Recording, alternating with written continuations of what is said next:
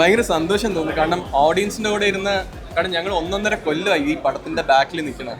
അപ്പൊ ഇങ്ങനത്തെ ഒരു ദിവസം ഞങ്ങൾ ആഗ്രഹിച്ചിരിക്കുകയായിരുന്നു, ഓഡിയൻസിന്റെ കൂടെ ഇരുന്ന് അവരുടെ ഒരു ഫീഡ്ബാക്കും നിങ്ങളുടെ കൂടെ ഇരുന്നിട്ട് എന്താണ് നിങ്ങളുടെ ഒപ്പീനിയൻ എന്ന്. കാരണം ഞങ്ങൾ ഒരു 6-7 മാസമായിട്ട് ഇതിന്റെ ഷൂട്ട് നടന്ന കാര്യമോ ഇതിന്റെ ബഡ്ജറ്റിന്റെ കാര്യമോ ഞങ്ങൾ ഒന്നും റിവീൽ ചെയ്തിട്ടില്ലായിരുന്നു. പ്രൊമോഷണൽ ആക്ടിവിറ്റി തന്നെ നമ്മൾ ലിമിറ്റഡ് ആക്കി വെച്ചിട്ടുണ്ട്. അതിന്റെ കാര്യം എന്താണെന്ന് വെച്ചാൽ ഓഡിയൻസ് വന്ന് തീരുമാനിക്കണം നമ്മൾ എന്താണ് ചെയ്തിരിക്കണമെന്ന്. പിന്നെ ഓഡിയൻസ് ക്വസ്റ്റ്യൻ ചോദിക്കണം, ഇത് എങ്ങനെയാണ് നിങ്ങൾ ചെയ്തെന്നോ അല്ലെങ്കിൽ അവർക്ക് എന്തെങ്കിലും ചോദിക്കും. അതുകൊണ്ട് പേർപ്പസ് ആയിട്ട് ഞങ്ങൾ പ്രൊമോഷൻ സ്ട്രാറ്റജി കുറച്ച് വെച്ചിരിക്കുകയാണ്.